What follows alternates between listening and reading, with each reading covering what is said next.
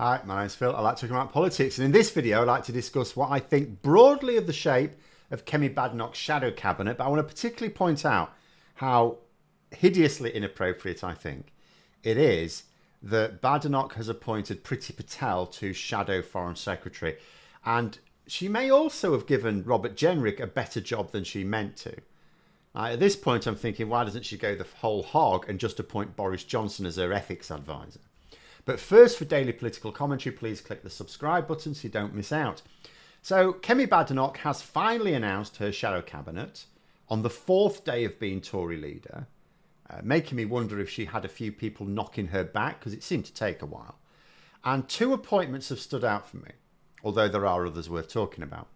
One is Mel Stride as Shadow Chancellor. Now, that is actually quite a smart appointment, as long as Badenoch and Stride are sort of on the same wavelength in terms of economic policy.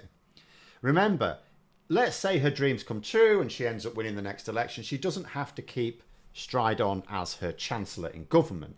She just needs a good shadow Chancellor, someone to hold the Chancellor to account. This works. Stride is a moderate, so it actually helps shore up that wing of the party. It's a very senior position, but he's also very experienced at scrutinising chancellors from his time as chair of the Treasury Select Committee. So I actually wondered if she might have gone for someone a bit more extreme, because I'd be very surprised if she did win the election, which I don't think there's too much danger of, if she would keep him as her chancellor. Because he's just too steady a pair of hands, doesn't quite fit the Badenoch mould, does he? But in terms of like presenting a stable opposition, a good pick. However, another notable appointment is completely at the other end of the scale. Not only not a safe pair of hands, but potentially incendiary. If it's Priti Patel as shadow foreign secretary. Now, you may think I am disapproving of this because I deeply disapprove of Patel. So much of her politics is the polar opposite of mine. I think she's vindictive. I think she's heartless, amoral at best. And I don't think she's even serious about her job. But that's not the reason. If Badenoch had appointed her to any other role, I'd have just shrugged my shoulders. It's like, well, she was obviously going to put her in the shadow cabinet. She's got that link with the Johnson project, which represents the last time the Tories were on a high. Despite seeing, some people describe her as volatile, I don't actually think that's particularly true. I think she will behave herself. She'll toe the party line by and large. I'd be very surprised if there's any sort of internal friction within the party, the parliamentary party with Badenoch. I'd be very surprised if Priti Patel was behind any of it. However, it's specifically the Foreign Office brief where I think she could cause problems. Now, people bandy about links with Israel about so much these days the term loses all meaning. But Patel's links are genuinely concerning.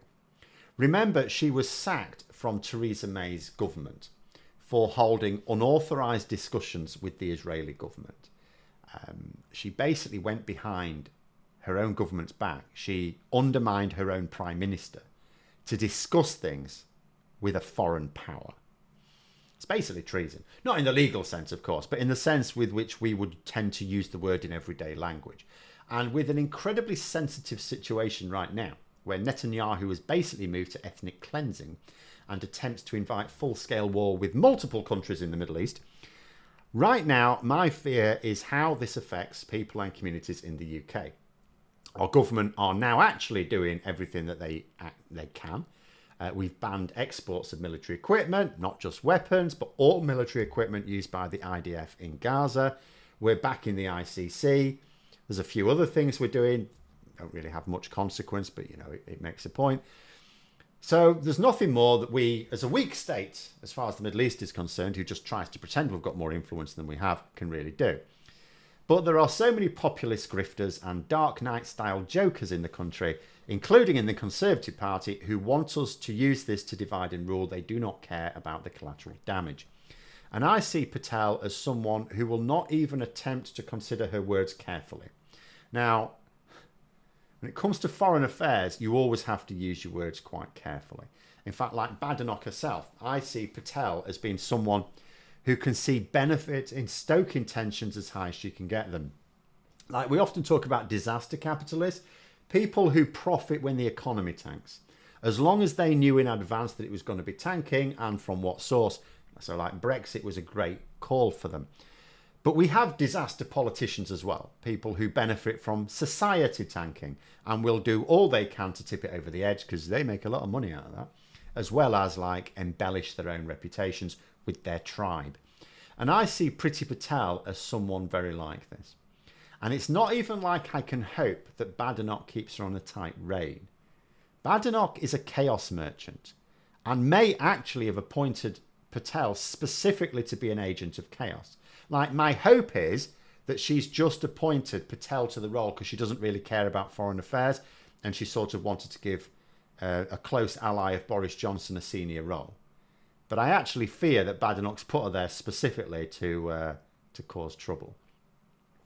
Other appointments more mixed. There are some in the top team who are utterly woeful in debates and interviews. Chris Philp at the Home Office, Laura Trott Education, Helen Whately for the DWP. Don't really mind that. That's going to give Labour an easy ride in those areas. Victoria Atkins, who's as crazy as she looks. I don't know what she's doing. I think she's quite pally with Badenoch. I think that's it. She's terrible. She's shadowing Steve Reid at the DEFRA. So that's another Labour minister who's not going to face serious scrutiny, although he is going to have to get used to debating a clown. Claire Coutinho, who is a massive climate emergency denialist, has been given the energy and net zero brief. Of course she has, because Badenoch is also a climate emergency denialist. So she will be utterly pointless in the role as well. I don't see her causing trouble for Ed Miliband. She's only going to appeal to those who want the human race to die out, as long as it creates a few more billionaires before it happens, right?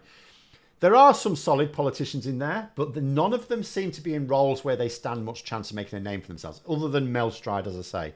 He's the standout, fairly sensible, as Tory MPs goes, politician who's given a very important brief. Now, that just leaves Robert Jenrick at the Justice Department. Now, I suspect the hold-up in announcing the full shadow cabinet was probably because Jenrick was hankering after a higher profile job. Justice is one of the lowest profile briefs in normal times.